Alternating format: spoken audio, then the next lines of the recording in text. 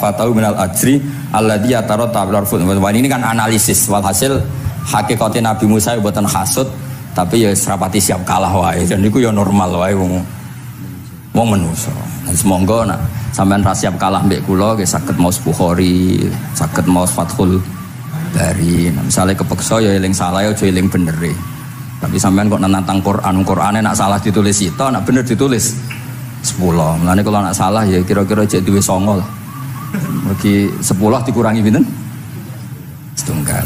Tapi mboten penting lah. Sing penting niki kula cerita, kula seneng mboten krana ngrasa paling bener mboten saged nderekaken kersane Habibiddin, para habaib, para kiai. Kula posisi makmur diminta kula suwun niki nambahaken mahabbah kita teng Rasulullah sallallahu alaihi wasallam. Apalagi tadi saya minta ijazah Habibiddin karena dapat ijazah dari Habib Salim bin Umar bin Muhammad Asgaf, ijazah dari Habib Abu Bakar Segaf tentang doa Khatmul Bukhari, dan tadi doa yang luar biasa. Jadi saya pastikan bahwa kita seperti ini tuh barokahnya riwayat sahihah. Andaikan kita ngikuti riwayat misalnya murtakibul kabirah itu kafir, orang melakukan dosa itu kafir, kayak apa umat Islam akan habis, karena semuanya yang pernah salah akan merasa kafir dan merasa repot. Ini barokah ahaditsus syafa'ah, barokahnya ya pokoknya akhirnya semuanya punya harapan nanti ketemu Allah itu untuk syafaat. Barokah itu harapan mereka tetap jaga iman, jaga kebaikan-kebaikannya, enak menowo semua itu bisa menghapus kesalahan. Jadi agama ini selalu datang bawa solusi. Oke, semua manusia kulubani Adam khotoun, semua potensi salah. Al-insan makhluk khota apa? Tapi Nabi ngasih solusinya. Wa'at bi'is sayyi'atal hasanata tamhuha. Atau kalau di Quran innal hasanat yudhibnas sayyi'at. Dan ini membantu kita, menguatkan kita. Bahkan ada beberapa riwayat yang mangqala lewat dakhalal jannah, terus macam-macam lah, wa in zana wa in sarqa macam. Bukan pernah kita tidak pernah mensyariatkan hal-hal yang buruk, pasti tidak pernah. Tapi jangan pula yang pernah buruk kemudian ditutup pintu tobatnya, tidak seperti itu agama. Pintu tobat tetap maftuh sampai matahari terbit dari barat. Terus niki kula maos teng kitab kula niki kersane niki seksine ben loro niki ya amang takkan maca muliyas umu bani ben ya ben barokah. Ya muliyas umu bani Israil.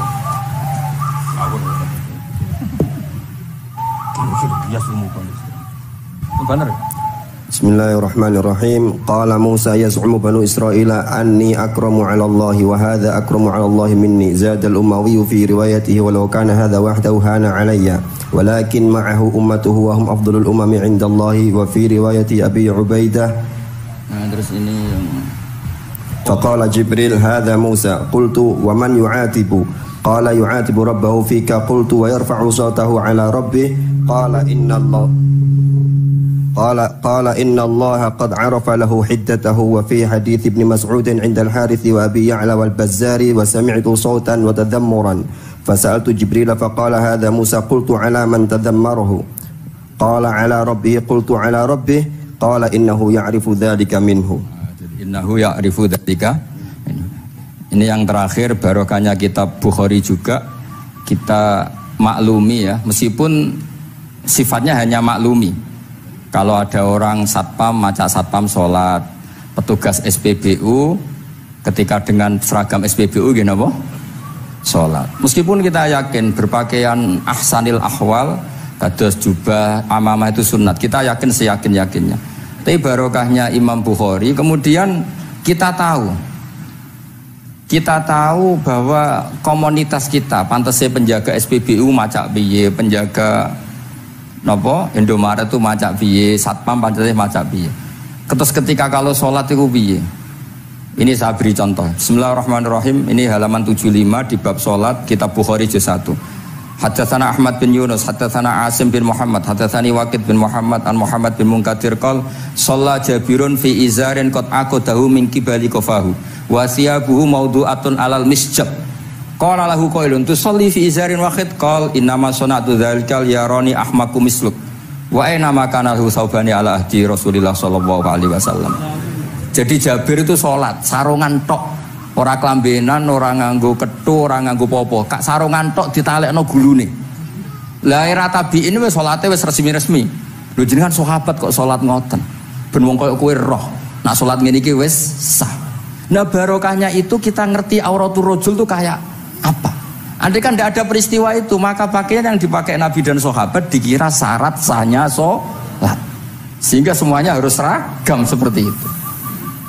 Tapi barokahnya pernah ada sholat seperti itu, kita tahu mana auratul rajul yang harus ditutup ketika sholat. Itu ya barokahnya riwayatnya Imam Bukhari.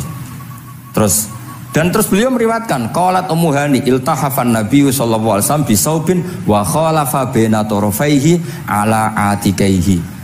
Terus ini ada riwayat lagi an Umar bin Abi Salamah annahu an-nabiyya yusolli fi thawbin wahid fi baiti Ummi Salamah qad alqa tarafaihi ala atikaihi. Oke, jadi kita sepakat sholat yang baik pakai ahsanis siyam, pakai formal, tapi tetap ada standar siapapun boleh sholat dengan pakaian yang asal nutupi aurat. Barokahnya ada riwayat seperti itu.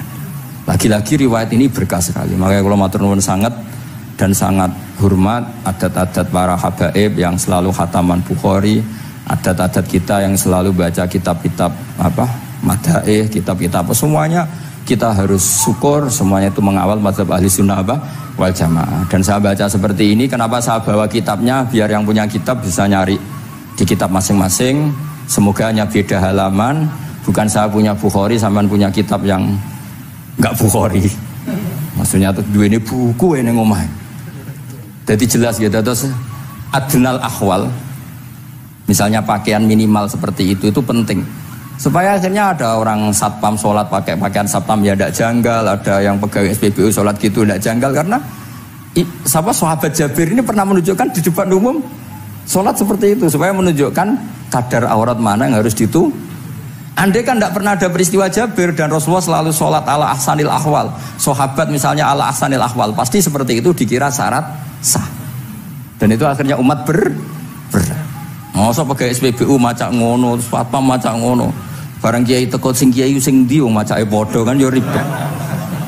Jadi kabeh iku berdasar napa ilmu. Quran itu turun itu kan mustameknya, pendengarnya itu zaman itu kan orang kafir semua. Makanya pertanyaannya itu untuk jadi ahli tafsir itu syaratnya ada enggak?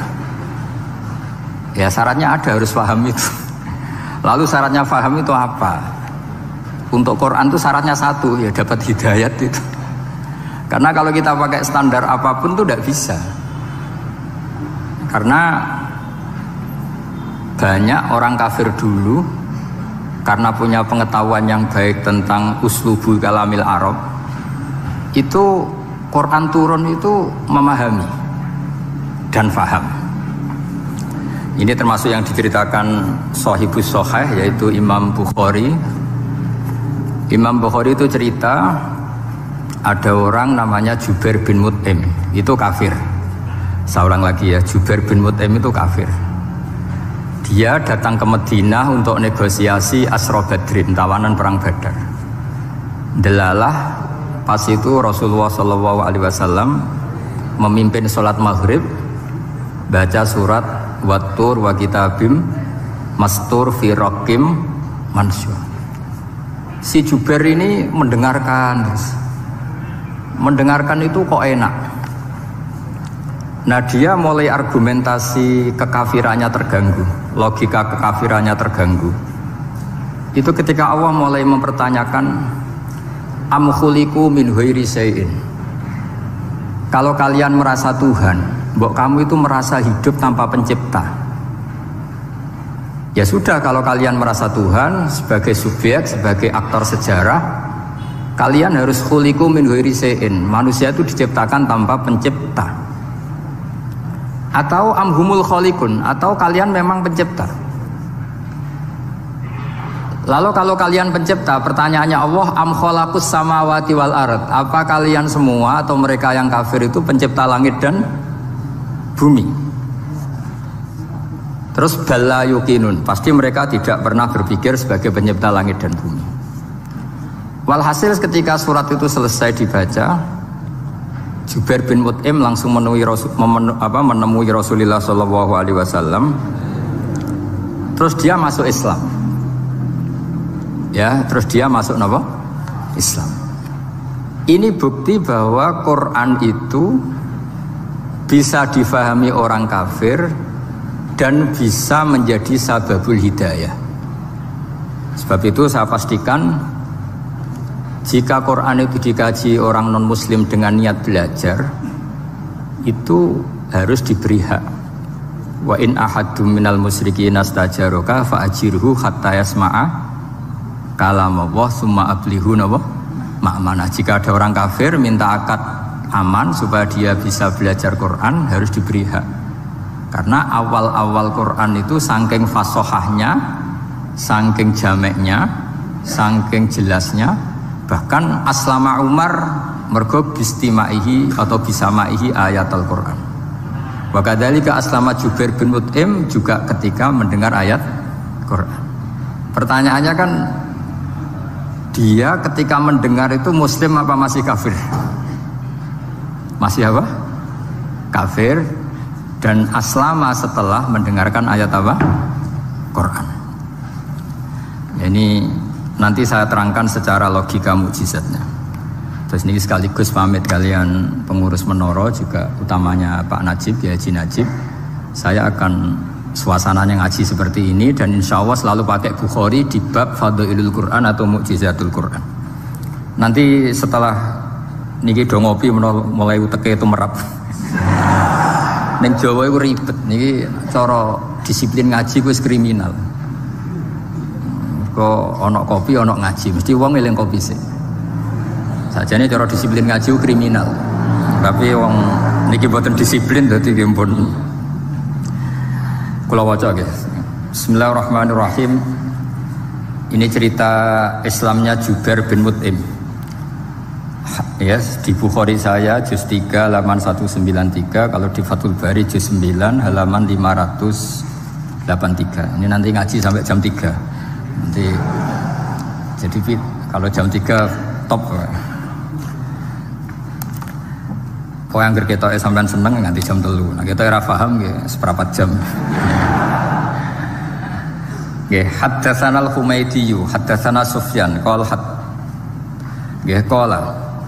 haddatsuni 'ani Zuhri an Muhammad bin Jubair bin Mut'im an abihi. Qala sami'tu an-nabiyya sallallahu alaihi wasallam yaqra'u fil maghrib bitur. Falamma balagha hadhil ayat am khuliqu min ghairi syai'in am humul khaliqun. Terus am khalaqus samawati wal ard bal la yuqinun am indahum khazainu rabbika am humul musaytirun. Kada qalbi ayatiron. Kada meh-meh apa qalbi ati ingsun iku ayatira yen to terbang apa qalbi. Hampir hatiku itu hilang, nyaliku sebagai orang kafir itu hilang karena argumentasi saya kalah. Kalah itu ya kalah. Jadi karena Allah itu sangat rasional. Saya berkali-kali kalau ngaji bilang Allah itu zat paling fair, paling kalau boleh dibahasakan tuh ngajak kita sangat-sangat rasional. Saya berkali-kali ngaji bilang untuk menafikan Tuhan selain Allah itu Allah cara nantang itu sederhana sekali. Qul ara'aytum ma tad'una min dunillah aruni madza khalaqu minal ardi am lahum syirkun fis samawat. Kalau kalian punya Tuhan selain saya, kata Allah tidak apa-apa. Asal yang kamu tuhankan itu punya reputasi lah. Ketika aku bangun langit itu ya urun-urun tau apa. Melok gawe langit ora, urun semen ora, kok melok jadi pangeran piye. Jadi aruni. Yang kamu pertuhankan Fir'aun Namrud, ketika aku bikin bumi itu di mana? Kan tidak ikut. Tahu-tahu lahir di bumi, tahu-tahu sebagai Tuhan. Ini apa-apaan itu. Jadi aruni madza khalaqu minal ardi am lahum syirkun fis sama. Jadi kalau kata Allah, ini yang pikirannya Jubair bin Mut'im, enggak apa-apa kamu tuhankan selain saya kata Allah, tapi am khalaqus samawati wal ard. Apa Lata Uzza Hubal punya reputasi menciptakan langit bumi? Enggak kan, bala yuqinun. Lalu Namrud, Fir'aun dan sebagainya am khuliqu min ghairi syai'in. Apa mereka itu lahir sendiri tanpa pencipta? Enggak juga kan? Nah, logika-logika itulah yang menjadikan Jubair bin Mut'im, Sayyidina Umar, Khalid bin Walid banyak yang menjadi masuk apa? Islam. Tapi logika yang dibangun Quran ini kita sudah mulai lupa. Karena tadi surat iki kasihate ngene, sakake Quran. Waqiah mari duwe, Ra'at nyepet wong mati kan sudah kasihate itu sudah. Jadi bayan arah mati-mati diwacana surat napa? Ra'at. Dia lupa secara fikih itu hukumnya gimana itu? Apa qatil enggak? Ada orang mau mati tidak mati-mati, kamu bacakan Ra'at langsung mati. Ini pembacanya ini qatil apa enggak? Ini harus dibahsul masail di Masjid Menara. Karena sebelum dibacakan Ra'at itu enggak mati-mati, setelah dibacakan mati. Ini kategorinya itu qatlun amdul khata apa khata sibul khata apa. Jadi Quran itu menjadi hilang mukjizatnya kalau kita terus ngomong kasiat ya. Waqiah terus mari di duwe. Ra'at nyepet nawang napa? Mati. Terus surat Baqarah itu mari tolak napa? Apa terkenalin? Tolak santet ya? Ya sebetulnya enggak apa-apa tapi yo sakake Qur'ane lah, jangan ya tetap fungsi dasar Quran ya dabaru napa ayat. Mungkin kalau terangkan. Di sini kada qalbi ayatira. Kula waos ya tengene Fathul Bari. Ka'annahu inzi'ajun inda sama'i hadil ayat atau inda sima'i hadil ayat. Kalau maca 2 kali karena kalau sampean di guru sing macane simak. Guruku maca simak Gus Bak sama tak waca ping pindho inda sama'i hadil ayat untuk inda sima'i hadil ayat li fahmihi ma'naha wa ma'rifatihi bima tadammanathu. Fa fahima al-hujjata fastadrakaha bilati fi tabih. Wa dzalika min qawlihi am khuliqu min ghairi syai'in. Terus sampai am khuliqu al makna am khuliqu min ghairi khaliqin. Wa dzalika la yajuzu. Terus li anna ma la wujuda lahu kaifa yakhluq. Wa idza batalal wajhani qamatil hujjatu alaihim bi anna lahum khaliqan.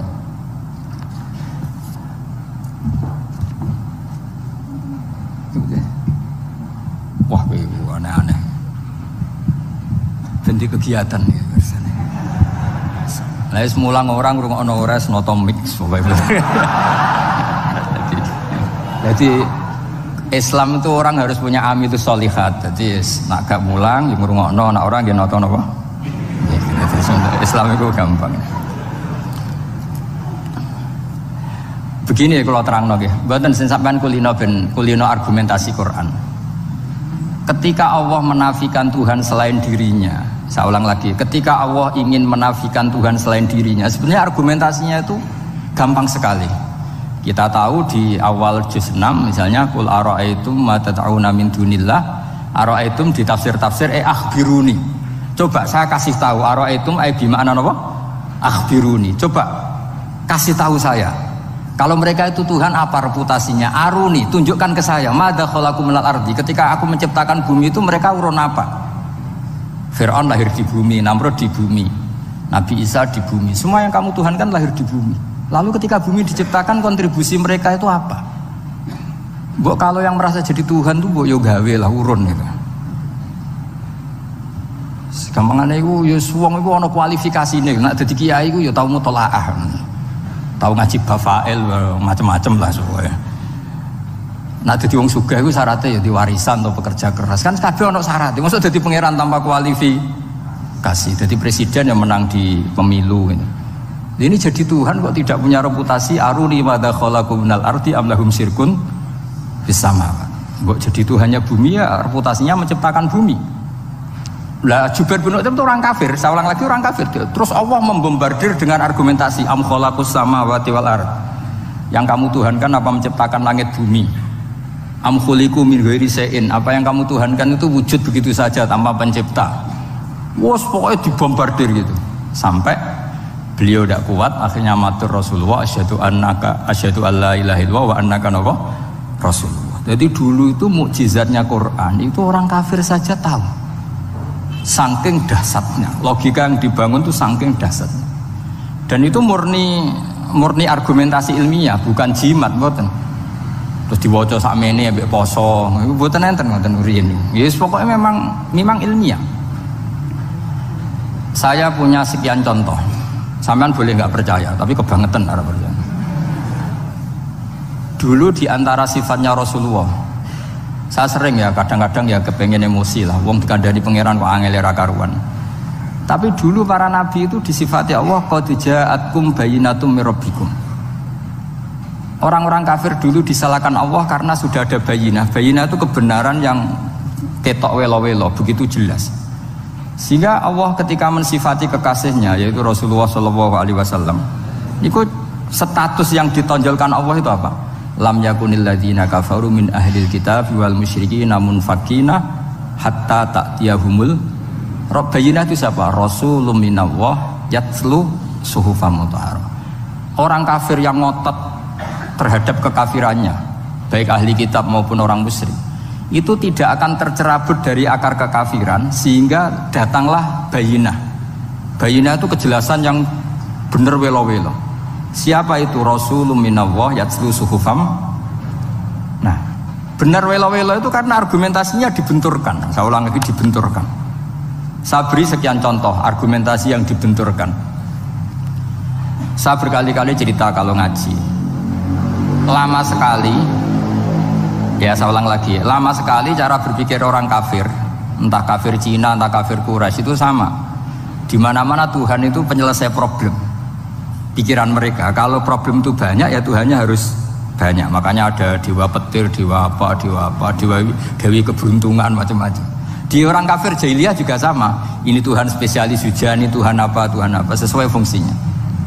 Sehingga ketika Rasulullah itu datang membawa konsep satu Tuhan, mereka protes.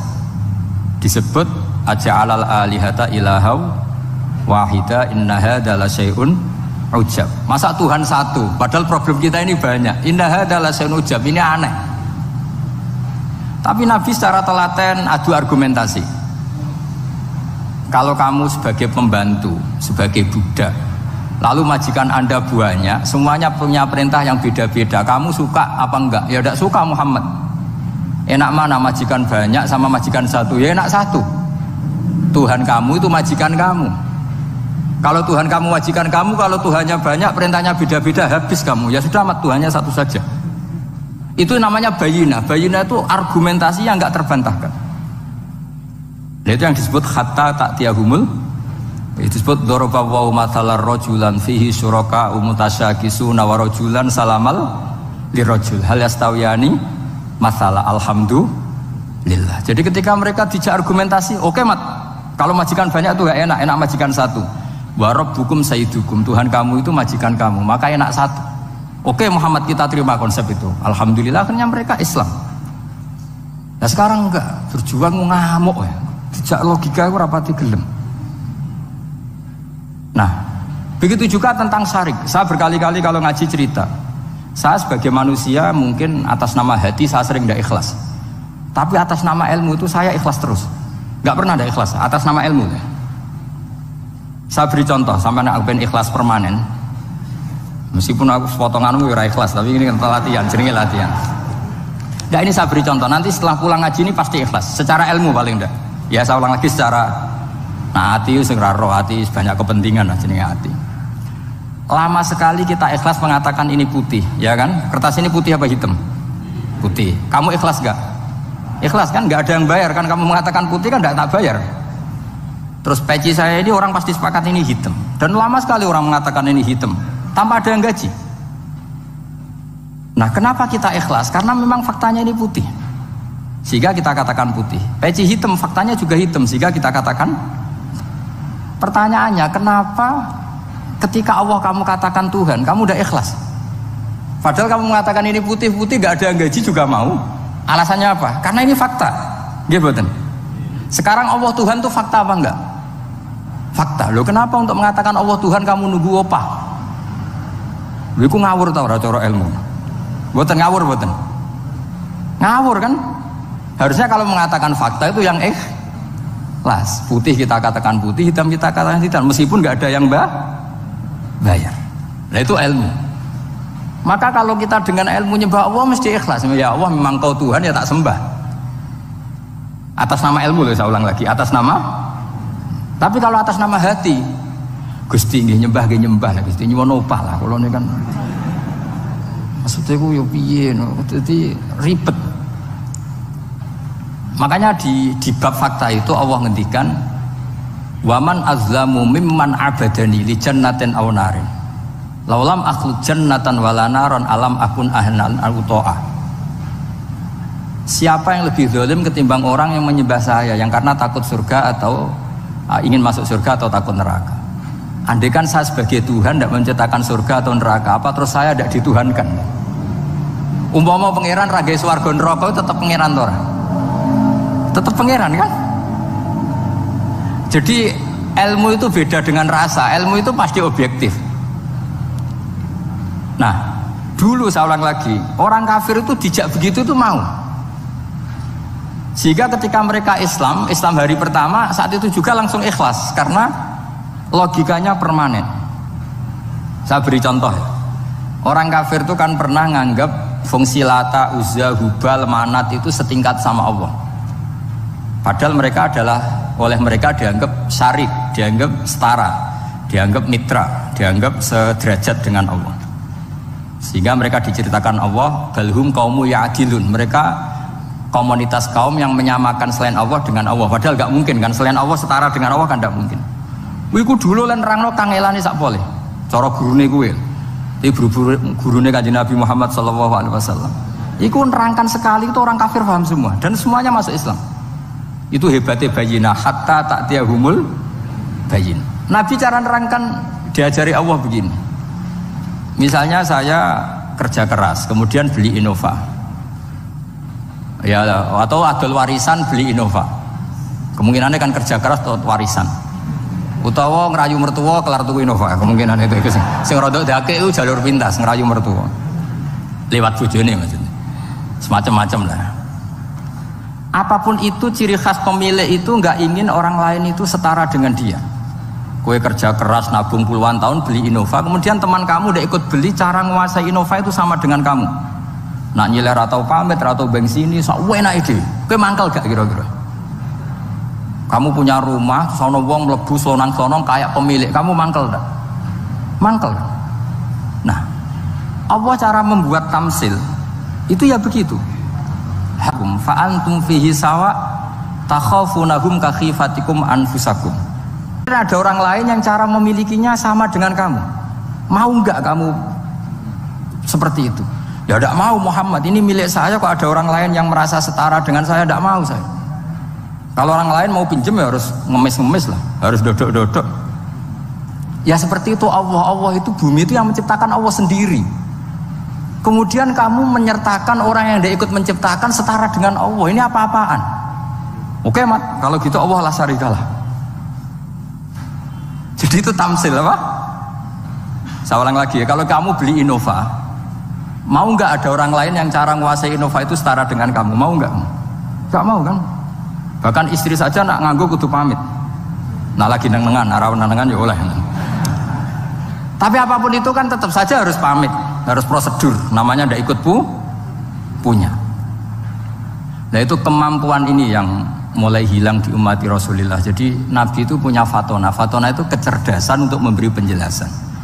Disebut orang kafir itu tidak akan infikak, tercerabut dari cara berpikir mereka, munfakin hatta ta'tiyahumul. La bayina itu siapa? Rasulun minallah yatlu suhufam mutahhar. Jadi Nabi itu kalau memberi penjelasan itu gampang sekali. Baik itu penjelasan akidah maupun penjelasan fikih. Dulu di Medina itu abkhosun nasi kailan. Orang Madinah itu orang paling curang kalau dagang dulu sebelum Rasulullah datang. Sehingga misalnya mau beli pelem itu mangga itu, pentil ya dihitung pelem. Jadi busron itu kurma pentil ya dihitung kurma. Misalnya kulaan pari hijau wis dituku, padahal urung jelas jadi padi. Dan nanti kalau kena badai angin ya sudah, apa itu uang itu nggak kembali. Ketika Rasulullah datang, Nabi mau tanya, "Cung tuku apa?" Tubas pelem. Sekarang satu pohon pelem dituku 2 juta, itu rego pelem ta rego pentil? Mbak sampean jawab ya. Pentil kan gak ono regane, sakmene gitu. Ndak ketika dibayar 2 juta itu rego pentil apa rego pelem? Pentil lho mboten. Ketika pentil sakmene dituku 2 juta satu pohon itu rego pelem ta rego pentil? Pelem kan? Sekarang faktanya pentil apa pelem? Pentil. Makanya Nabi terus tanya, kul aro'aitum in mana'awahu as-samroh fabima yastakhilu ahadukum mala akhi. Banyak tak apa loh hadis-hadis. Andai kan nanti pentil ini kena angin, kemudian 2 juta itu bayari apa coba? Diarani bayari pelem rantuk pelem, dibayari pentil, pentil itu regane 2 juta, dipangan ora kena. Akhirnya orang Madinah sadar betapa buruknya sistem perdagangan mereka. Wong pentil kok diregani 2 juta. Semenjak itu ada fikih boleh jual pentil itu ba'da budui sholahiyah, setelah jelas-jelas jadi pelem.